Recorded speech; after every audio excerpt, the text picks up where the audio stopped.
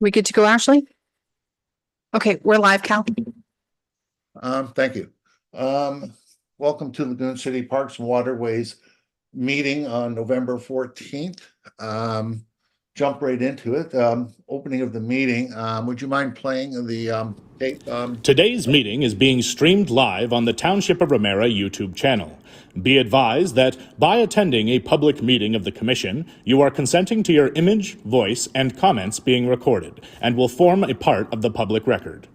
The Chair, CAO, or Secretary have the discretion and authority at any time to direct the termination or interruption of live streaming in exceptional circumstances where the content of the debate is considered inappropriate to be published. Attendees are advised that they may be subject to legal action if their actions result in unacceptable behavior or comments. Thank you, Amber. Start off the adoption of the agenda and or agenda additions. The Lagoon City Parks and Water Commission meeting agenda dated October 10th, 2024. As amended, we have Shades of Hope speaking to us later. The recommendations, Lagoon City Parks and Waterways Commission agenda dated October 10th, 2024 be adopted as presented. Somebody put on the floor for me. Councillor Bell, second by Deputy Mayor Bell. Any questions other than I hope we've heard we got Shade of Hope speaking to us at the deputations? Any discussion? No? All in favor? That's passed. Adoption of the minutes of Lagoon City Parks and Waterways Commission meeting held on September 12th, 2024. Recommendation that Lagoon City Parks and Waterways Commission minutes dated September 12th, 2024 be adopted as presented. Somebody put on the floor, please. Commissioner Shoesmith, second by Commissioner Mason. Any discussion? Councillor Bell. Thank you. I did a final review this morning and realized under item 6.1, the current sentence reads, Nick DeMarco from Weeds Be Gone presented the sonar scan reports with respect to the aeration system. It was advised that the data imagery is showing consistent improvements in the canals and that the current system could be expanded or relocated for future improvements. And I just noted that we actually can't relocate the system. So I sent Amber a slight adjustment this morning. So in that second sentence, I just sent a minor that said it was advised that the data imagery is showing consistent improvements in the canals and that the number of diffusers could be expanded or existing diffusers relocated. So not the system, but the diffuser. So it's just a very small minor adjustment. Okay. Amber, do you have to put that as a separate motion or can I put it right in? The minutes will just be adopted as amended. Okay. So the recommendation is that Lagoon City Parks and Waterways Commission minutes dated 7/12/24 be adopted as amended. Okay, and the people that put it forward, they're okay with that? They are. Okay, any more discussion? All in favor? That's passed. The minutes of the special Lagoon City Parks and Waterways Commission meeting dated September 24th, 2024. Recommendation is that the special Lagoon City Parks and Waterway Commission minutes dated September 24th, 2024 be adopted as presented. Put it on the floor. Councillor Bell, second by Commissioner Mason. Any discussion? All in favor? That's passed. Does anybody have any disclosure of pecuniary interest? I don't see anybody. That's good. Open forum regarding agenda items only. Is there anybody to speak to that, Deputy? I'm going to call you Deputy Mayor. Amber, Deputy Clerk. There's no one here and I have not received any information for open forum presentations today. Perfect. Thank you. Presentations and receiving petitions and deputations. We have Shades of Hope. Was that Shades of? Anyways, two ladies, could you come up and I guess come up to the podium there and speak?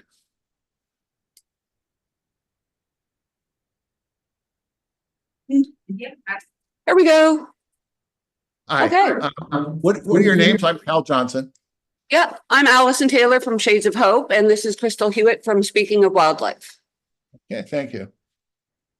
And basically, both of us are here today to talk a little bit about what we do. And one of the things I really wanted to impart to everybody that's, in and around Lake Simcoe and, anybody that, loves wild animals is everybody works in collaboration kind of in this space.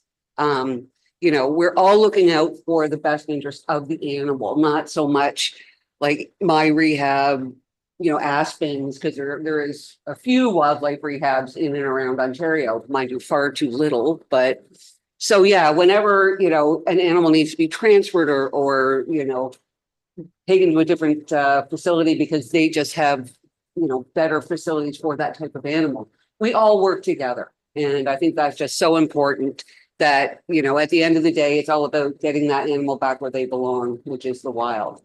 So I'm just going to talk a little bit about Shades of Hope. I do the fundraising there. So how do I clicky through everything? Oh, there we go. Yeah, it's like the Oz behind the curtain. Yeah, so we've been treating and rehabilitating sick, orphaned, and injured wild animals for over 13 years. To date, it's been over 48,000 animals that have come through our doors, and we've dealt with over 200 different species of animal. Next. Our mission is to provide an environment where injured, sick, and orphaned wild animals can receive the proper veterinary care, nourishment, and a safe place to rest and regenerate until they are healthy enough to resume their lives back in the wild. And if at any time during this presentation anybody has any questions, throw a paper one. So next, so our vision is, we see a world where people respect the land and all the life on it. Because we're not alone, and every little bit makes up our beautiful world. Next. Now here's what we do. When a wild animal comes into our care, we have to determine really quickly, is that animal going to make a full recovery and is a good prospect for, rehabilitation and then release. So in order to release the animals, they must follow the following criteria. So will they have normal mobility? Will they be able to run and fly and climb and slither and, do whatever they need to do? Next, will they be able to feed themselves? And next, will they be able to find a mate and reproduce in the wild? Will they be able to find a territory, flock, or group? And if the animals meet all of those requirements, then we will do everything in our power to see them back where they belong, the wild. And, anybody that finds a wild animal, of course, it's like, well, you can fix it, can't you? And, we have to consider all of those things. Like an owl, for instance, if owls have incredible hearing, even though you can't see their ears, right? So we have to determine, and, we use new flight tests. Yeah, why don't you tell them about how the owls, how magnificent their whole, hunting skills are, and why, if it looks fine, it still might not be able to go back. So as far as owls go, their key sense is their sense of hearing. And so that's not necessarily something that we can see from the outside. Their ears are actually hidden beneath their feathers. They're positioned in different places, and the structure is mostly internal. So that's something that we can't necessarily see. Their vision is actually secondary to their hearing. So sometimes an eye injury might be detrimental. However, sometimes removing an eye gives the owl the best chance to survive because they're not relying as heavily on those eyes.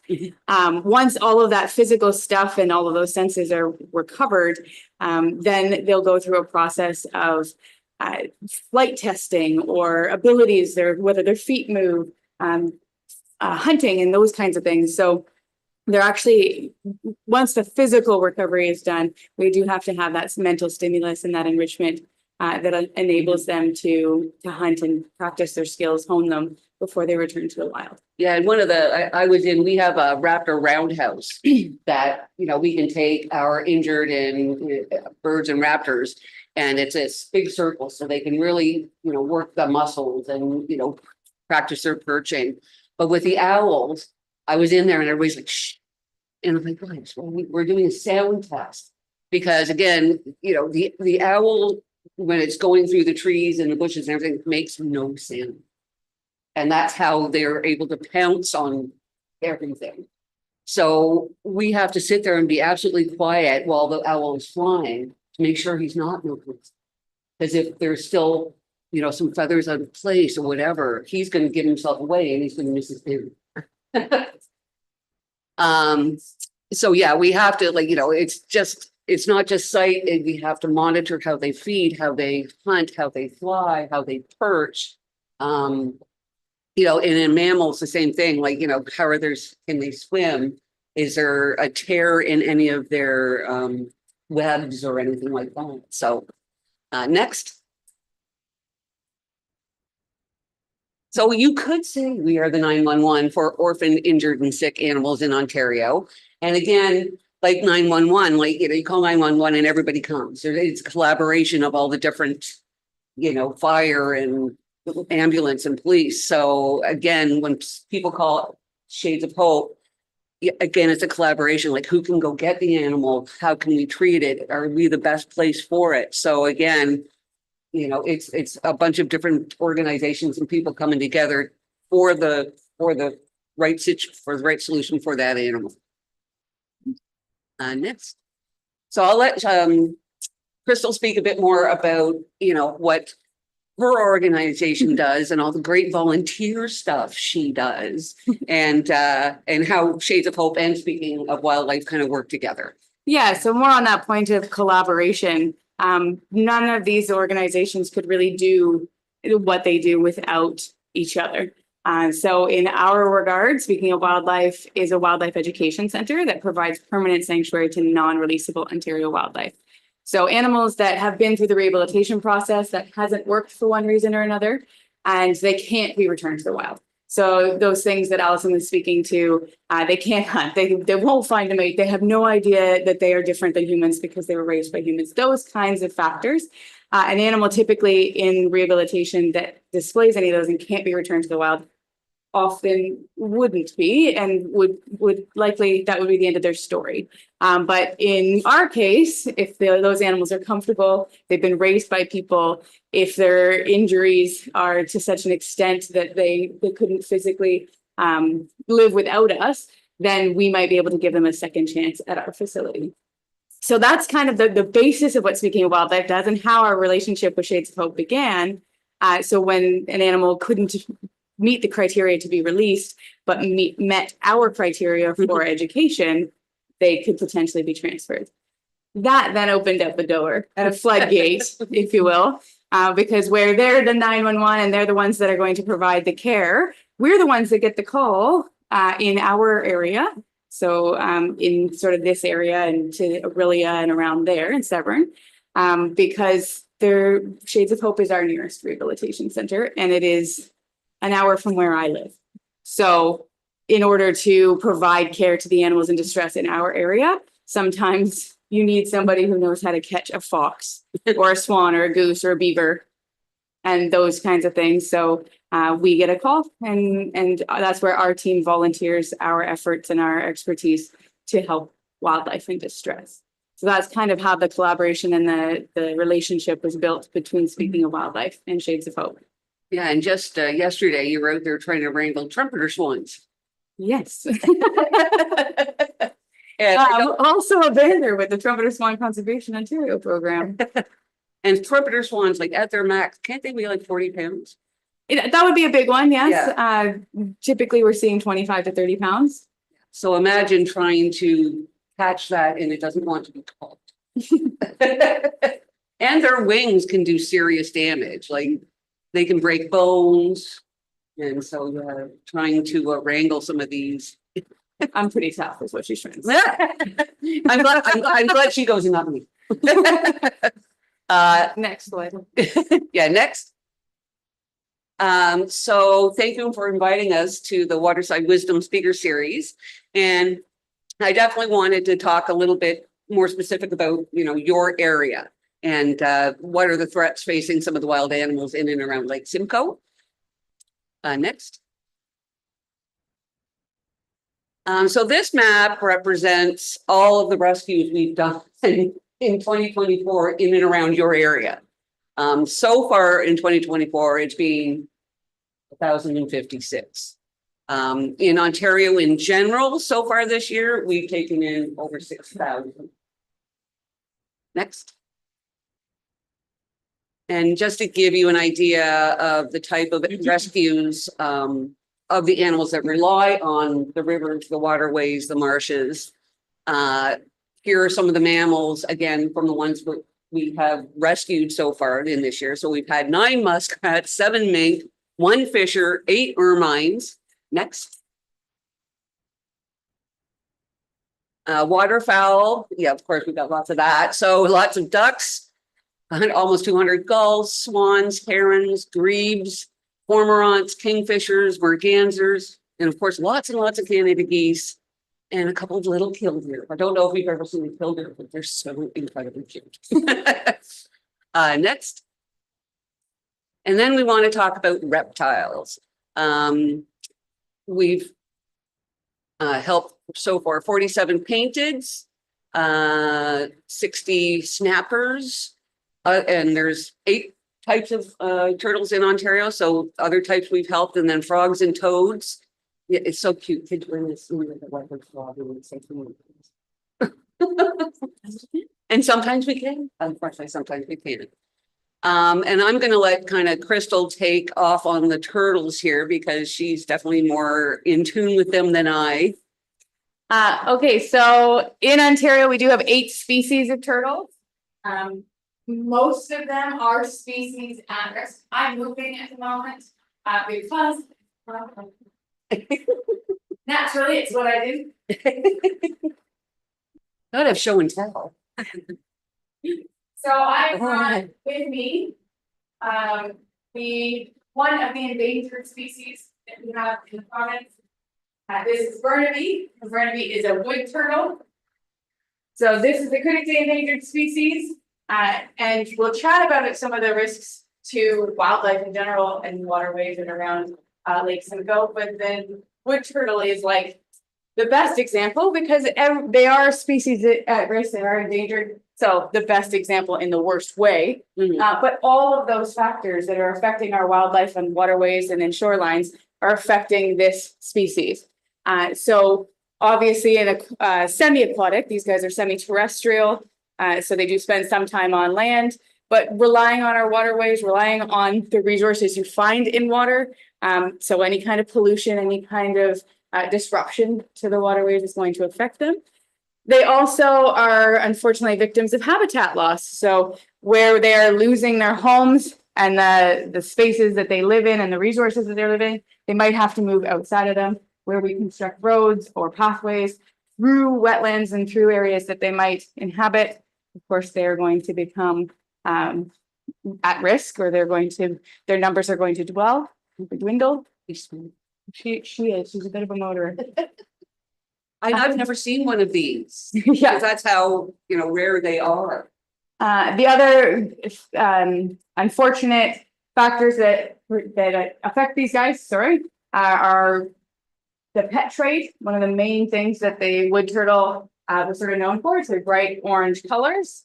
Back when the Ninja Turtles were cool the first time around, the wood turtle was very popular because it kind of looked like a Ninja Turtle, right? So they were actually being poached out of the wild for the pet industry, which is problematic for many reasons. We'll also see road mortality, nest mortality, all of those kinds of things. So these guys really are the best example of all of the threats that turtles are on face. Does it bite? Right. Now I understand some turtles have a salmonella on their what do they call that, underside?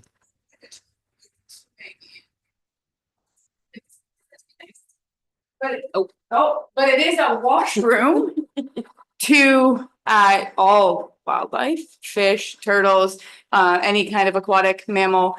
It's the washroom. So if a turtle is swimming and sleeping and resting in the water, there's going to be sedimentation, there's going to be algae, there's going to be growth on the shell. And if you licked one, you might get salmonella.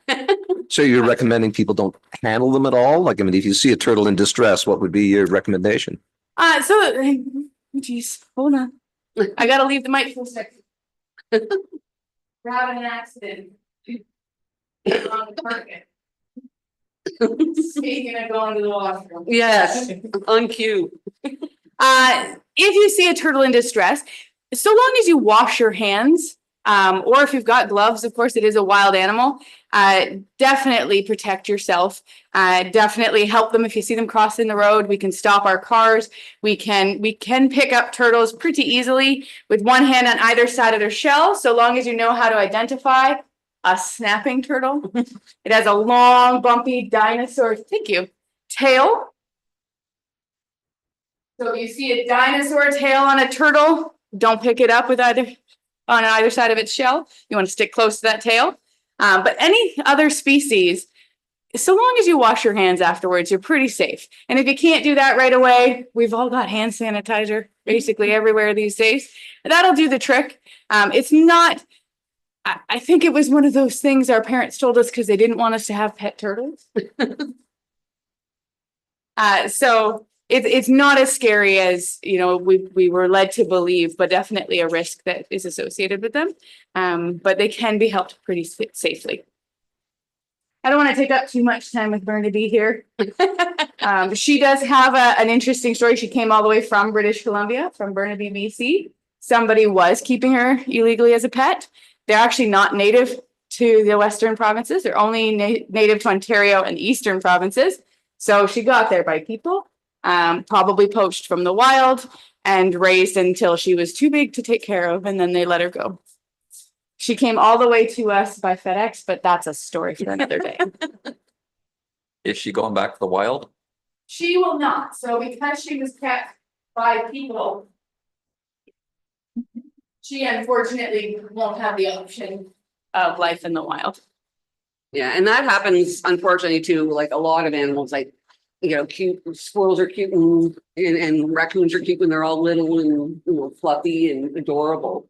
But then they don't end up knowing how to be a squirrel. They don't know how to be a skunk or a raccoon. So they don't know how to access their own food. They're not going to know what to do in the winter. So, you know, if somebody has hand raised these things and lets them go, it's just a recipe for disaster. That animal will not survive, no matter what type of animal it is. Next.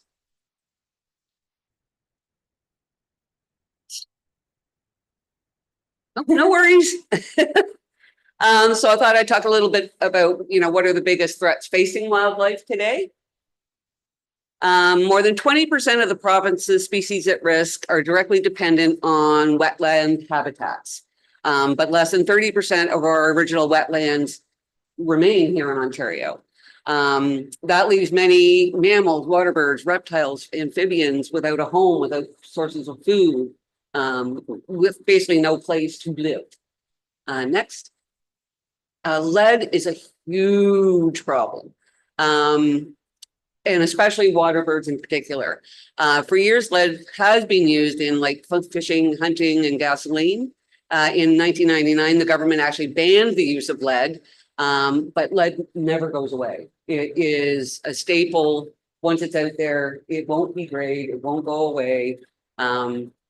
So it basically lays on the bottom of our lakes and rivers until the fish or invertebrates like mussels unintentionally ingest it. Then the water birds eat, you know, the invertebrates. Then the water birds are going to die from lead poisoning, and then they get predated upon by scavengers like eagles and foxes and coyotes. Then they get lead poisoning, then they die, and the circle just is never ending. Next. Another big thing is ghost gear, and that picture there is actually the osprey. The amount in ghost gear is basically any fishing gear that has been abandoned, lost, or discarded. So fishing hooks, sinkers, jigs, lures, and especially fishing line. We've seen hundreds of animals who've swallowed hooks or have had the nylon fishing line so wrapped and embedded in them that it's actually, you know, cut off circulation, and we've had to amputate foots. And again, hundreds more are suffering from lead poisoning due to the fact that they see the sinkers on the bottom and they're nice and shiny. And a lot of like the loon type birds will go down and get that thinking it's going to be good for grit. And then obviously now they're going to get lead poisoning. Before you can move on, Yep. I can just speak to sort of the last 2 points together. One of them, the big threats is some of this stuff like a lead sinker or something that goes down. That's a double whammy because that's something that's at the bottom that might get picked up by any of our dabbling ducks or geese or swans. And then it'll sit in their body and bioaccumulate. So the longer that animal lives, we had a swan in just earlier this week. He was 15 years old. It's the amount of lead that he probably just accumulated over that lifespan, sat inside, and that bioaccumulation leaches into their bones and leaches. It's in their bloodstream. It's everywhere now, and so that's what eventually, you know, makes the animal sick. But the treatment for that, the chelation that Shades and Hope does to get rid of that lead, can be quite lengthy and quite costly because you have to get rid of it through the body. You have to get rid of the actual sinkers, then through the out of the blood. And once the blood is cleared, all that bioaccumulation of lead in their bones will start to leach back into the bloodstream. So it's repetitive treatment to get rid of that stuff. Just because, you know, a sinker was lost or lead shot from hunting is still in the water all these years later. It's pretty significant risk. And actually, and just in addition to lead, like we've even seen porcupines and, you know, the type of animals that kind of scavenge on the side of the road. Because we used lead gasoline for so many years, we're seeing lead showing up in animals that really it shouldn't be showing up in. And, you know, obviously we don't know definitively, but across kind of, you know, our sector, that's what we're kind of attributing it to, because what else could the porcupine or, you know, be eating? It's just their exposure to the lead from our leaded gasoline for, you know, 50, 60 years. Next. Litter. We all know about litter. You know, coffee cup lids, wrappers, like wire, styrofoam, like it all sounds like the stuff you'd find in your garbage or recycling at home. But researchers are now finding tons of this garbage in the stomachs of freshwater birds across the province. So like herons, long-tailed ducks, loons, those kind of animals. And new research suggests that Canada's freshwater birds are just like their ocean-dwelling cousins, and they are at risk from our plastic-saturated lifestyles. Next. So how can you help? Because it's like, you know, all doom and gloom, but, you know, let's figure out how we can fix some of this stuff. So habitat loss. And when we're talking about habitat loss, we're really talking about losing biodiversity. If we pave over our waterways and wetlands, we'll lose all the aquatic plants and fish and invertebrates and shore birds and waterfowl and mammals and insects and, you know, every bit of life. And, you know, while the loss of biodiversity seems overwhelming, little actions do add up, and there is quite a bit we can do. Next. So some of the ways we can help this loss of biodiversity, plant native plant species for pollinators, pick up litter when you see it, write to your local government about the importance of protecting biodiversity, and donate your time or volunteer with a conservation or wildlife rehabilitation center in your area. And maybe you'd like to talk a bit more about, well, we can get to volunteering. Next. And, you know, we love June Goodall, obviously. And in her words, every individual matters. Every individual has a role to play, and every individual makes a difference. Whether it's good or bad, we're still making a difference. Next. Lead. Again, we know, you know what a horrible, horrible thing this is. So we would like to ask everybody that if you've got hunting and fishing gear, to check it to see if it is lead. And luckily, it is fairly easy to figure that out. Lead is such a soft metal that if you push your fingernail in it, it's going to leave a line. It's going to leave a mark. So look through your tackle boxes, look through your garages, and if you find any of this stuff, and I should have looked it up. I'm really not quite sure how we should dispose of it. I should have looked that up. Maybe you guys can tell me. I don't know. So obviously that is like a big thing. Next. Again, with the ghost gear, the fishing line and stuff, just make sure wherever you go, if you lose it, try to find it. Because guaranteed a bird or a turtle or some other animal that depends on our waterways is going to find it. And it's not going to turn out well for them, whether they get lead toxicity or whether they get the line embedded around their feet or whether they've swallowed a hook. It's just so important. If you lose it, find it. I would also argue, even if you're not an angler, you're not somebody that uses any of this equipment, if you enjoy waterways or if you enjoy watching the birds, I know personally, as somebody who worked for the trumpeter swans, there are a lot of admirers out there. And if you're out there, looking at the swans and taking photos and that kind of stuff, you're very likely to come across line that's hanging in a tree or something that might be dangerous to them. So if you can't get it yourself, alerting somebody like the Trumpeter Swan Conservation Ontario program or myself. I've got waiters, I'll go out there. But that kind of stuff, just having an open eye and making sure that while we're admiring nature, we're also looking for any of those threats and removing them whenever possible. Yeah, because I go to Ken Reed Conservation Area quite a bit by Lindsay there, and I picked up probably a good that size of fishing gear over my walks with the dog, especially mine. And it's just like next. Litter, I think it goes without saying, every piece that we put where it's supposed to be is one less piece that is going to affect our wildlife. Protecting wildlife is a complex problem, but we can all pick up the litter that we see in front of us. It's not the only solution, but it is a critical component in this complex solution that requires complex. Well, I think I said that. But it's a complex problem, and anything we can do to help it along is a good thing. Next. Volunteer, and this is where I'll give it to you now. Because I do so much of it. Yes, you do. There are wildlife organizations and rehabilitation centers sort of scattered throughout our province. Your closest is definitely Shades of Hope, but any way that anybody can give back, if there is one of those organizations, you could definitely learn a bit more about the wildlife that we share our environment with, as well as some of those threats to them.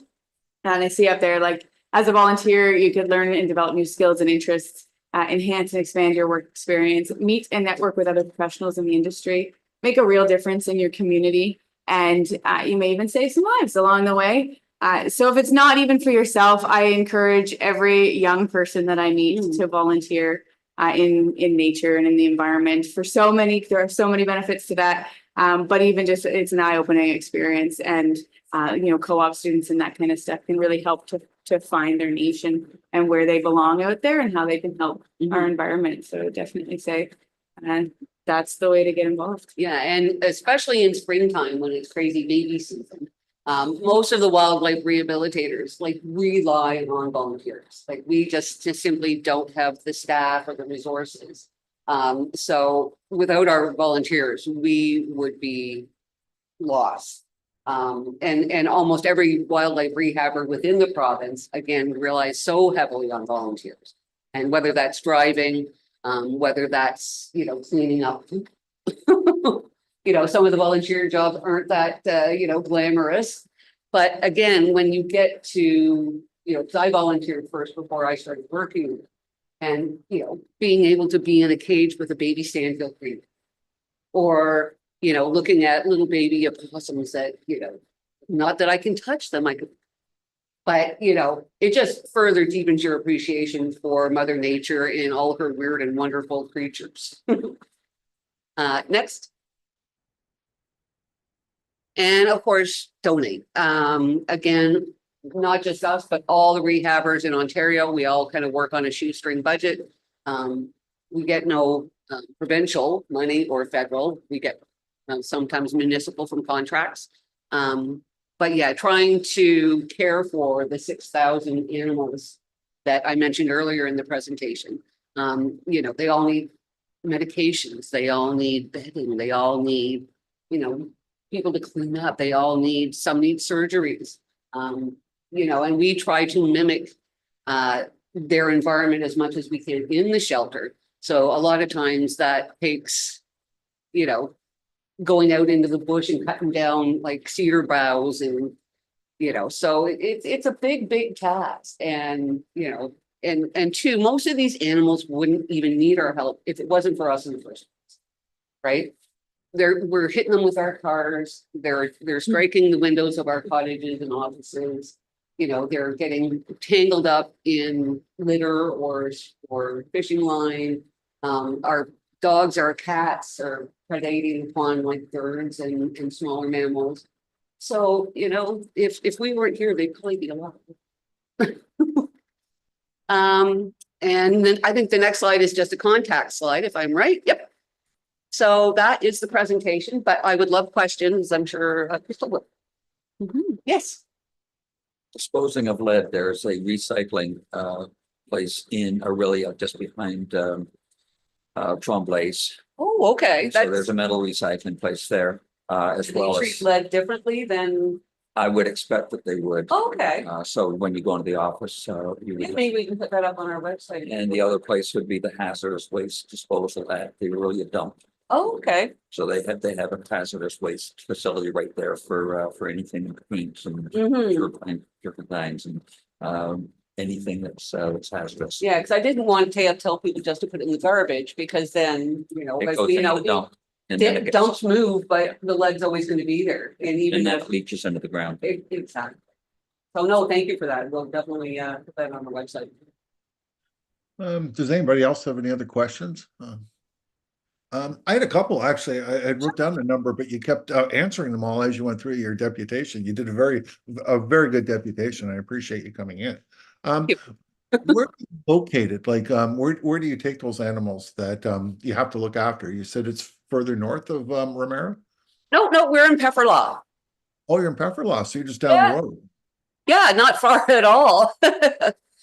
And so your reach that you reach, when I looked at and I was quite impressed with how many rescues you've done in the area all around Lake Simcoe. How far out do you go?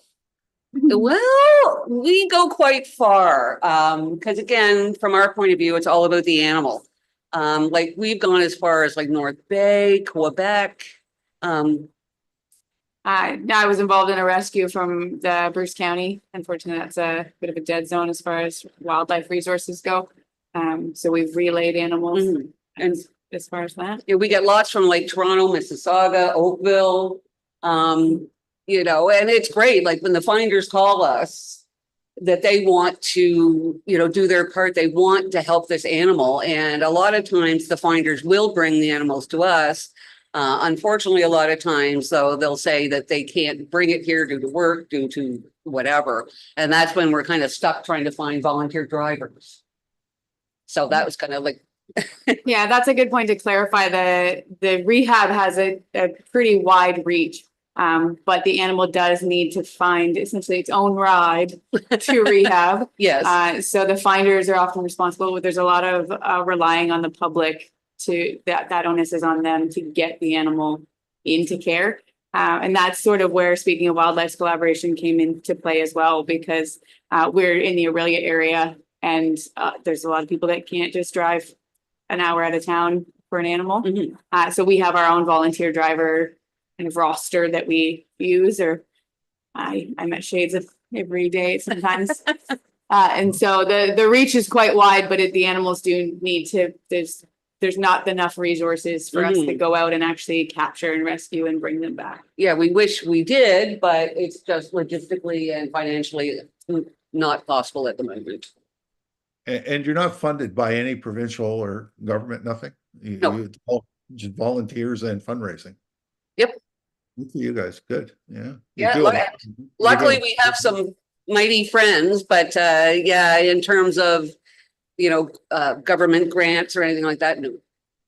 Okay, and do you respond to all animals, is what you were saying? Yep. The snakes, everything, right?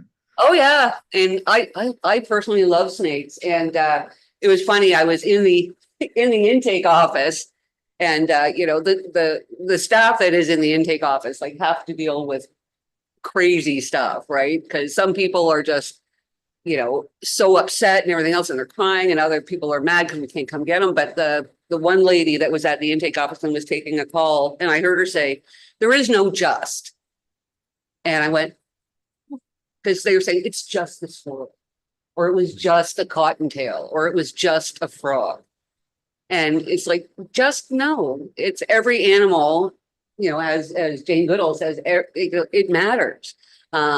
So yeah, we try to help everything. Like we even got a monarch butterfly in one day. And again, of course, it was a kid. And it did survive. I don't think we actually did anything to it, but You little R&R. yeah, I think it just needed to be out of the little kid's hands, but And that's where collaboration works as well. Shades of Hope can admit a lot of things and provide that initial care. And then we'll work with other rehabs and organizations to ensure that the animal gets the proper rehab and Mhm. proper care. So there are rehabs out there that specialize in larger animals. There's a bear rehab. There's rehabs that specialize in moose and beaver. And so there definitely is better resources in some species. And sometimes Shades of Hope is that better resource. And sometimes, a moose that comes in the door is probably going to need a bigger space eventually. And we'll head off to another facility. And not all other rehabs either have like a surgical suite for vets. Like we are one of the few, and we're so grateful we have it. So as Crystal was saying, a lot of times like the animals are brought into us more or less for triage and immediate care. And then, then they will get sent off to, more specialized facilities for their continued rehab. Yeah. Perfect. All right. Does anybody have any other questions? I look around. Once again, excellent deputation. I really appreciate you coming in and giving us this information. Well, and like I said, the more people that know about what we do and how to help the animals, because the reason people live here is for the outdoors, is for the water, is for, you saw an eagle fly, you saw like the loon call, like that's, the reason why people move into this beautiful region, and if we don't take care of it, then you're not going to see the eagles. You're not going to hear the loons. So it's been our pleasure. Thank you very much. Thank you. Thank you. Well, great.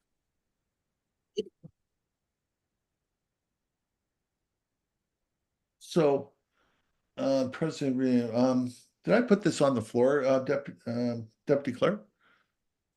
No, it has not been put on the floor yet. So what am I doing here?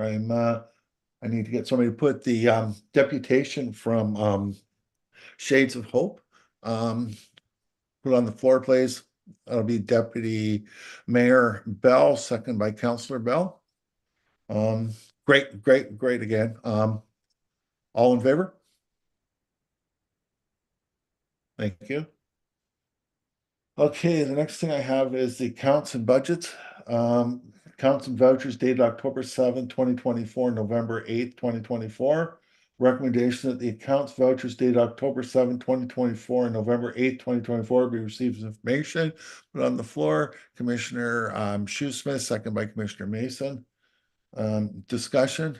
I think I saw your hand, Bill, and just put it to your head. Okay, Councillor Bell.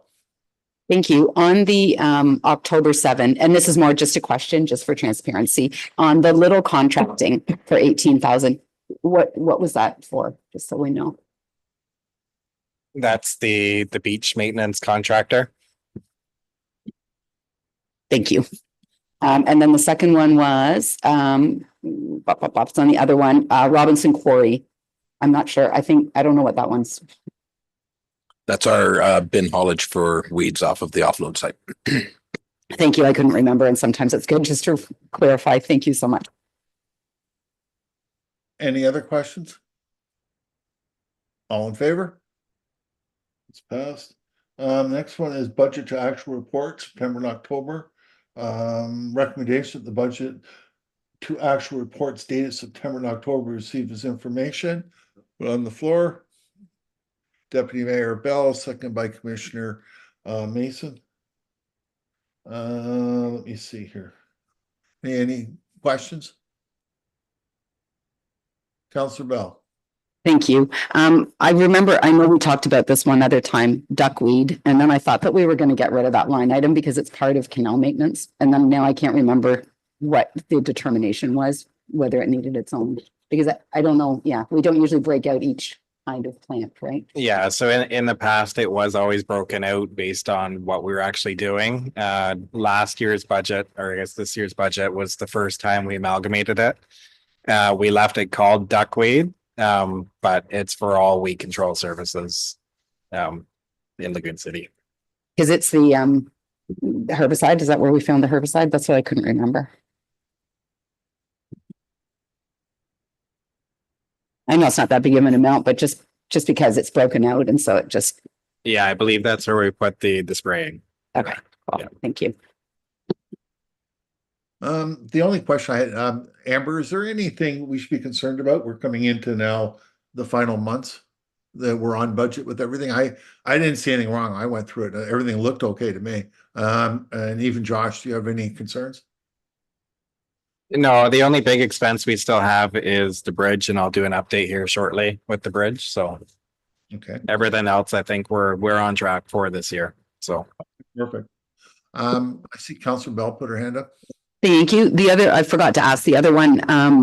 So we had a little expenditure for expanding the beaches, and then did we go over the budget for the rehabs? Is that what that one is? There's that, and then the loading ramp work. I just wasn't sure what those two referred to. I'll have to check double. So expanding beaches. Yeah, so we were 8,800 over on the beach expansion. And then the unloading ramp was a warranty holdback that had to be paid. So Yeah, we thought that's probably what it was, but we just thought we should double check just so we know the numbers. And then I think the only other one is in the October, and it's on page 2. It talks about park amenities. And then I wasn't sure what that one would have been for. So the park amenities, that would have been the amounts for the party, and then the amounts for the shed repairs. Excellent. Perfect. Thank you so much. Okay, the next, any other questions? All in favor? It's passed. Next one, we have 7.3, the Safe State Security Fuel Surcharge Verbal Report from the Deputy Clerk. The recommendation is that we receive a verbal report on the Safe State Security Fuel Surcharge for information. Put it on the floor. Commissioner Mason, second by Deputy Mayor Bell. You're handling this one, Deputy Clerk? Yes, thank you. I reviewed this year's agreement with Safe State and compared it with last year's. There were 2 new sections added on the agreement this year that counted for the fuel surcharge, and they read as additional charges and fees. So that was a new section added to our agreement this year that we had passed in May. That section did not exist before. I can read through it if you'd like. Yeah, please. Okay. So additional charges and fees was other or additional charges may include fuel surcharges, accounts, logistics, TMI, so which is tax, maintenance, and insurance. The client agrees to such said charges as follows. So then it has listed accounts, logistics and TMI as $200. And then the fuel surcharge is per scheduled shift, $1.05 per kilometer shall apply after the first 35-kilometer radius from the starting point located at 92 Kaplan Avenue, Barrie, Ontario, to the service location as indicated in this agreement and or specified in Appendix B, which would be Lagoon City Beaches.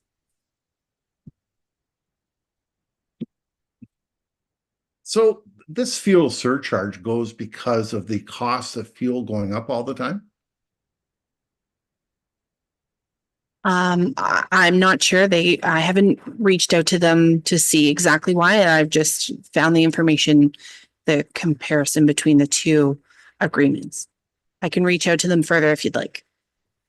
Well, I know my company, and this goes back many, many years ago, when the fuel started increasing drastically, they started to put in a fuel surcharge and they used to charge a percentage.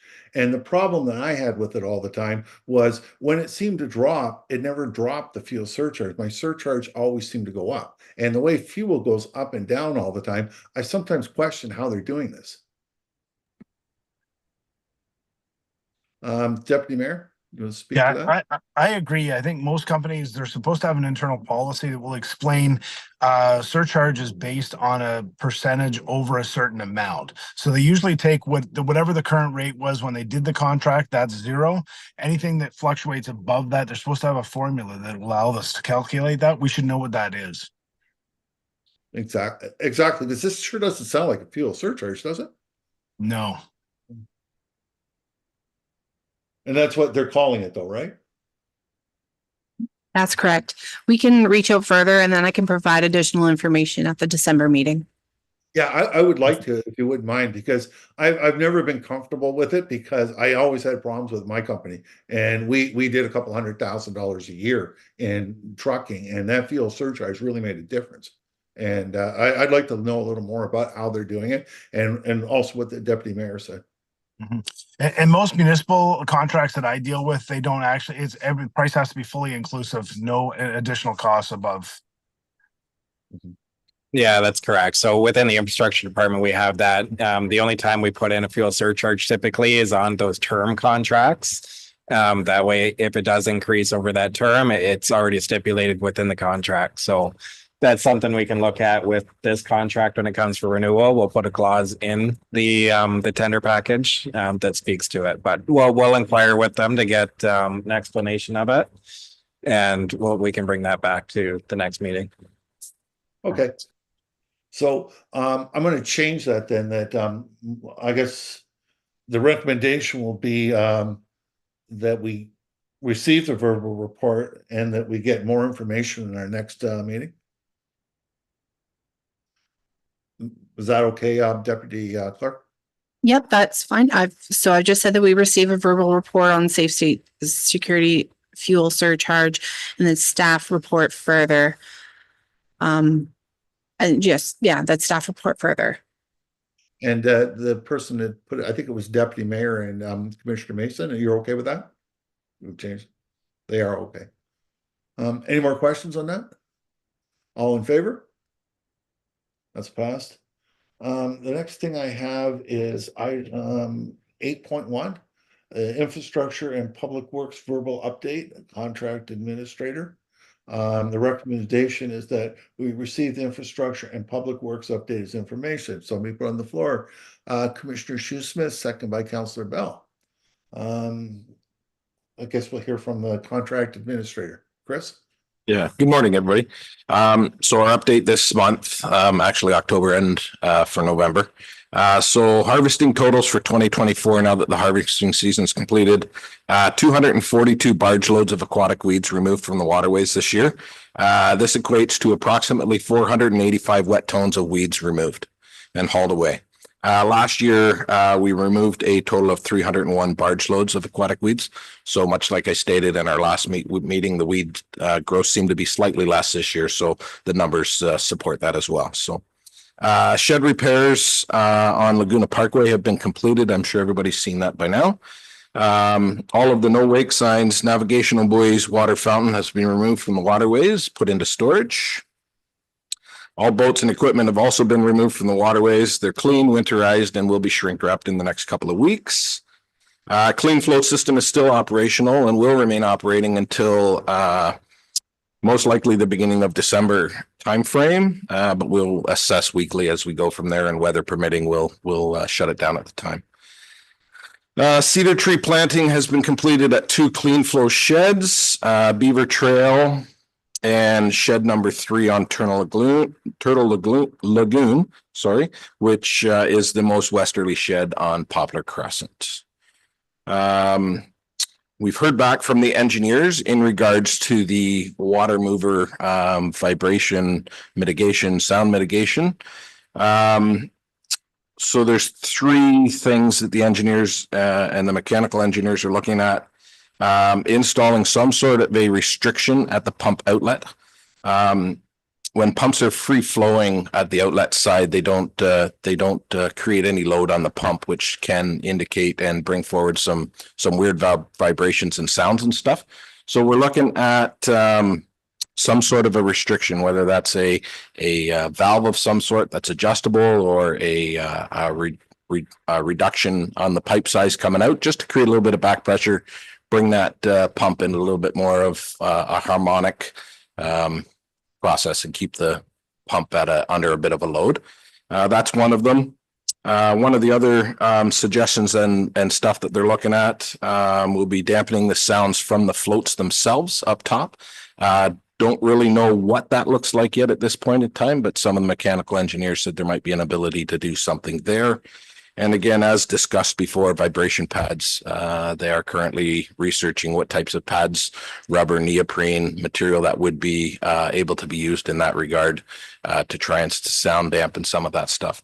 Option 1, which is a restriction at the outlet on the pump, is kind of where they figure the best ability to eliminate some of these noises are. But we're going to be scheduling some meetings and have some more discussion with the engineers moving forward on this. So. And currently that's all I got at this time. I think Josh has a couple things. Yeah, thanks, Chris. I got 2 other quick updates. So we've met with an arborist at both beaches. They've been through both beaches. Contractor did start, I believe, on Monday, doing some trimming, some removals. So there's 2 willows to come down on the north beach, a bunch of trimming on the willows, and a bunch of poplars to be trimmed at the north beach. On the south beach, there's about 8 ash and 1 willow, all to be removed. And then a lot of trimming with the maples and willows on the south beach there. So it's been started. It'll be a little bit to get through, trying to get through some weather days with high winds, whatnot, when they can get in there. And the other issue is just how soft the area is, getting the equipment in and trying not to do too much damage to the grounds there. The other update, so we did some dredging last year, and it was prepaid, pre-approved last year to continue on this year. We've run into some issues just with the bridge, the footbridge. That area that is to be dredged this year is between the footbridge and Old Indian Trail. We're trying to mitigate the work being done with the bridge to get the contractor in to do the dredging. So we're hoping to have that mitigated and dredging start next week. It's only about a week's worth of work for dredging. It's about 400 cubic meters that has to be taken out in that area. Once we get in it, it'll be quick. So we're trying to get that lined up for next week or the week after, most likely. So those are the only 2 updates I have for here until we get to 8-2. Does anybody have any questions? What's Councillor Bell?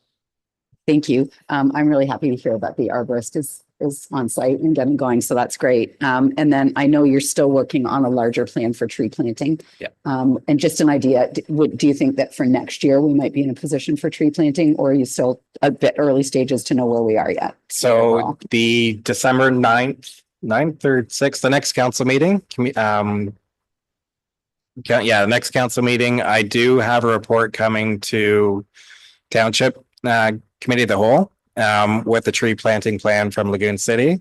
We've been working with Conservation Authority and I have a tree planting plan, not just for the North and South Beach, but multiple municipal properties. So it's coming for information to council. Sorry, I didn't even think to bring it here. There isn't a whole lot of planting within those areas, but there is some, so. Perfect. I knew you were I knew it was coming, so I just Yeah. wasn't sure how long off. So that's good. And then, yeah, that means we have it in plenty of time so that if we need to add something to our budget in 25 to replace anything, we should be able to, we should have lots of time. So that's good. Thank you so much. Any other questions? I had the one question just for the 342 barges, usually the 301 from the year before. Chris, would you think maybe because we've been taking out so much volume of the weeds that the next year going on, we've taken out weeds that are sort of left over at the bottom, that we've caught up finally, or we're getting ahead? No, actually, I had a chance to have a discussion with Weeds Be Gone, and they actually saw this whole year across everywhere where they work, there was a reduction in weeds this year. So something about the year had created a reduction in the weeds as well. So we're not alone in seeing a reduction in weeds. They've seen it in other places as well. So it could be just an anomaly for the year. Well, could it be the hot water? I guess at the beginning of the year, it was awful high for a long time, right? Yeah, I think that's what the biggest thing would be. The water was high for most of the year this year. You're not getting that sunlight penetration to the bottom for that weed growth. So Perfect. Okay, it's good to hear, actually, you know, that we stayed on top, because it was a good year for weed wise out there. Any other questions? Oh, I think Councillor Bell. It's actually not a question, it's just a comment, and I did send an email in, but I always like to also give kind of the public statement when we get great feedback. So I just, I want to say again that where we did the expansion with the clean flow system, all the folks in those areas were thrilled to see it in operation. And I know that it's high water, so it may not be the best year to make a determination, and we will need time to see the impact of it. But sort of out of the gate, the initial reaction from residents in those areas was they were very, very happy all the way along Gondola Lagoon, and then very specifically in the 2 Ts where we had so much trouble. So I got really great positive feedback, and they were just really impressed with the job that the team all did. So I always want to share that. Okay, perfect. All in favor? That's passed. The next thing I've got is 8.2, the North Footbridge verbal update. The Director of Infrastructure will be speaking to that. The recommendation that we receive the North Footbridge verbal update as information from the floor. Commissioner Mason, second by Commissioner Shoesmith. Any discussion? Oh, sorry. Go ahead, Josh. perfect, thank you. So yeah, work is ongoing at that North Footbridge. We did run into quite a few issues. When we started drilling the micro piles, we had a lot of settlement within the abutments, more so on the western side than the eastern side. But there was upwards 6 to 10 inches of settlement as soon as we started drilling those micro piles. Hence why we had to close that canal and then temporarily stabilize the structure. The structure has been stabilized. Everything's been going good in that instance. The steel for the permanent repair actually arrived about an hour and a half ago. So the permanent repair is being put into place here now. Those piles have been drilled. Everything's been going good. We're hoping to pretty well have everything wrapped up in the next 2 weeks with that project. We've got the divers booked for the 20th to remove the temporary piles. That way there's no obstructions in the water. They're going to be cutting off those piles right at the water, just below the surface underneath the water. The project still is, it's over budget from what was approved for the project, but under budget for what the total amount was for the project, if that makes sense. I don't know if that confuses more people. Originally, the project was supposed to be $350,000. With the emergency repairs, stabilization, everything that we've had to do, we're sitting around 600,000 right now. The approved budget amount when we brought budget last year was just over $720,000. So we're still within that original total budget amount, which is good. I don't foresee any further issues. Everything's pretty well in place now. So we should have that bridge back up and open I'm hoping by the end of November. So, and then we'll do the maintenance over the winter like we have in the past. So. Perfect. Any questions? Councillor Bell? Not a question, but just a request or a comment, on the old Indian side. Somebody's been crossing back over that snow fence again, and now it's like really crumpled back down. I just noticed. So maybe just whenever somebody's in, no special trip, but. Yeah, the contractor's back on site now as well. So we've been trying to help them, keeping the fencing up while they've been off site, but yeah, for sure. We'll double check. Thank you. Thank you so much. Yeah, a comment to myself. When I looked at that over the years, I always thought it was worse on the east side, not the west side. So it is kind of interesting. I guess a lot of people probably looked at that, and then when they went after the west side, when it started to move like that. So it increased almost from 350 to what, 250 more. Yeah, the stabilization repair was just over $220,000 alone. So it added up quick. It's kind of what we anticipated, I believe, 3 years ago is what's come to fruition. So I'm glad we ended up carrying that budget amount through, and it wasn't a surprise in a sense. So. Okay, yeah, well, we're done. It costs pretty well what we were, like we had been told by the residents that they were willing to pay up to. So, okay. Any other questions? All in favor? Let's pass. Next thing we have is the administration salary and wage allocations. Lagoon City Parks and Waterways salary and wage allocations. The recommendation that we receive the LCPW salary and wage allocations report as information. So let me put it on the floor. Deputy Mayor Bell, second by Councillor Bell. I like it when I put those two together, so I try to do that more often. Deputy Clerk. The treasurer has attended this meeting and she can speak to that report if you have any questions. Oh, sorry, I'm sorry, I missed it. I didn't see that. Okay, sorry, Deputy Treasurer. Oh, sorry. Carly was unable to attend today, so Mano Higgins, our treasurer, is in attendance in her place. Okay, thank you. Hello, Mano. Hello. I believe this information was shared verbally during budget discussion, and it was requested to have it in writing. So that's what we have in front of us. Is there any question on this? I don't see any. I don't see the rest of the commission.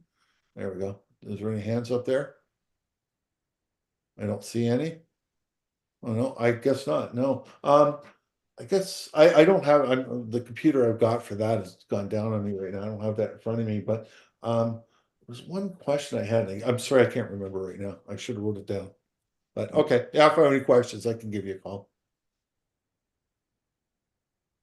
So, oh, sorry, Councillor Bell. Thank you. Sorry, I guess I should just ask. I know we're still in transition with some different things, but normally we won't always bring everybody into our meetings. I think that's just more of a comment than a question, because the last little while, as we've been updating the budget, which by the way, I saw the new budget to actuals and it's nice and clean and it's much easier to navigate. So I appreciate that. But I think we've had a little bit of heavier attendance in the last little while, just because we're doing transition and we've updated our procedures and we've done a lot of things. So it was, I think, just more of a comment that I don't think always moving forward, we'll always have so many hands involved, and it increases our expenses the more that we're involving staff. And I think it's more, yeah, just a comment that I think, unless I'm misunderstanding where we're at right now, we aren't always going to have such heavy involvement as we get these things tidied up. And I can see with the budget, for example, that it's so much cleaner and more organized than it has been in the past. So I think that will ultimately help to reduce our costs from a staffing perspective. Yeah. So yeah, to that comment, Even though I'll be stepping out of the meetings, Chris will be taking over the meetings. There's still stuff I'll be doing in the back end. So even these hours that are put in there doesn't necessarily mean we'll be here in the meetings physically, but there is a lot of work that, you know, myself, Ashley, the deputy clerk, and sometimes even the clerk does on that back end to prepare and get quotations and all kinds of other stuff for the meetings. So. Okay. Any other questions? All in favor? That's passed. The next thing we have is unfinished or new business. Lagoon City Parks and Waterways Commission schedule.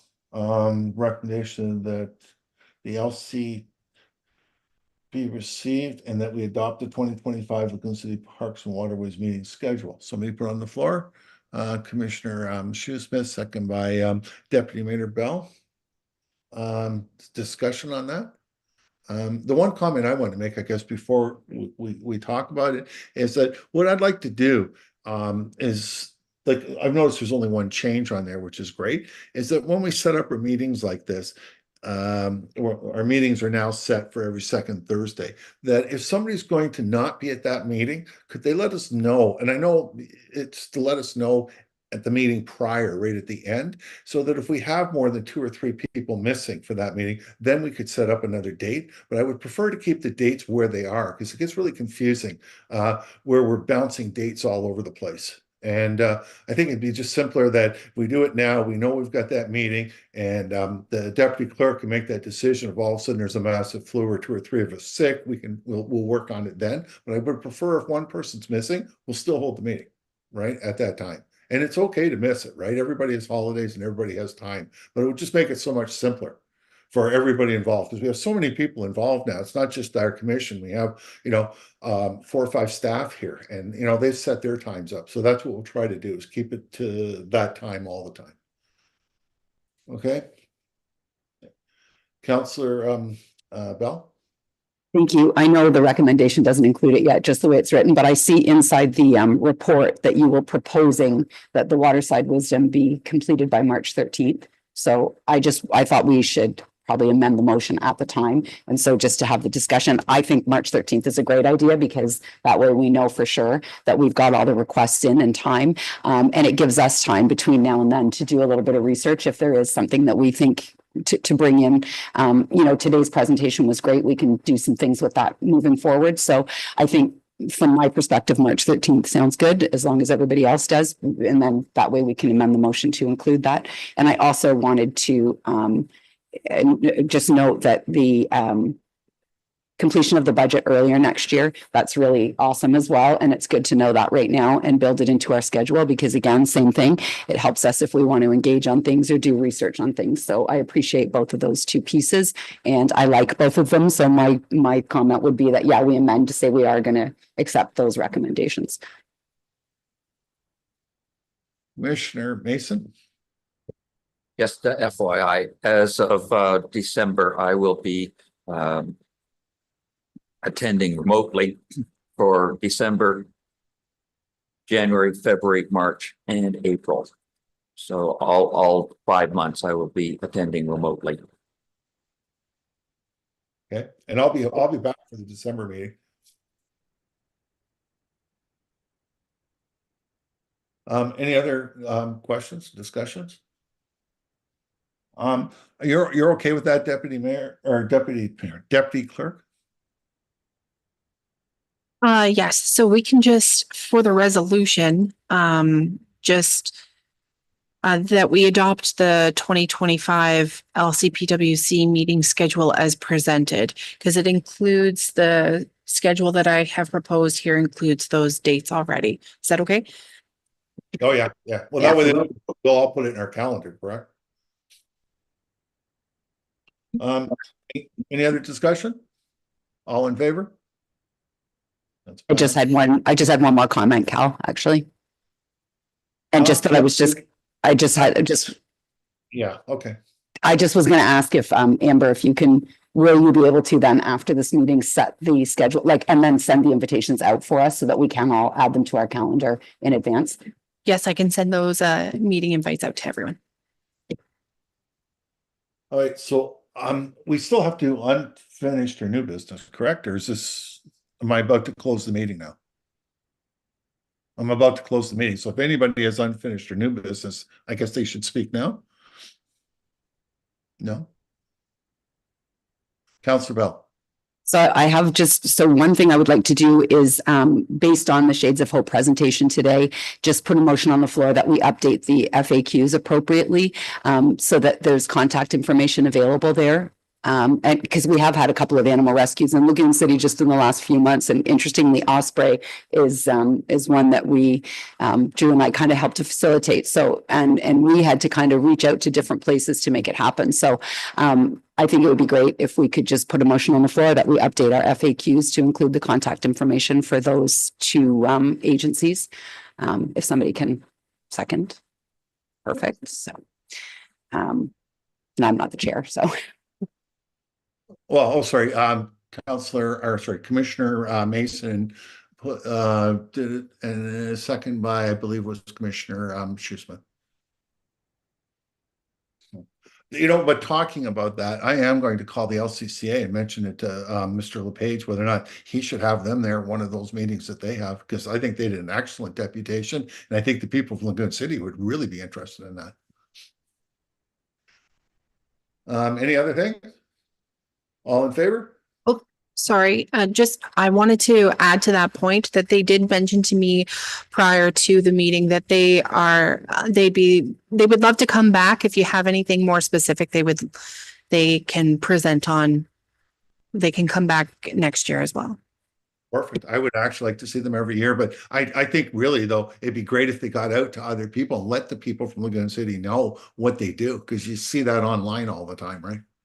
And I didn't realize all the work that they've done in the area until I saw that map. Okay, all in favor now? That's passed. So the adjournment, recommendation that Lagoon City Parks and Water adjourn at 10:46. Councilor Bell. There's still, I have unfinished business. Oh, okay. I thought we had that mixed in with that. So you want me? No, that's okay. The other piece is at council, there was no appetite to share on the cost of a piece of equipment. So in our budget, we had the 92.5. So, and I don't know that we necessarily have to come up with a decision right now, this moment, but I do want to just address that.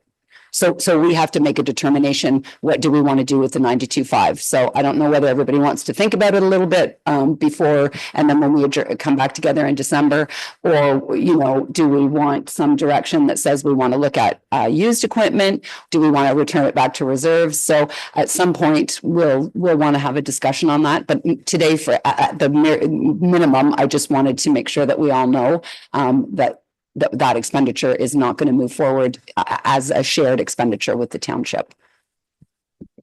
I think what we'll do, let's address that in our next meeting in December, if you're okay with that, Councillor Bell.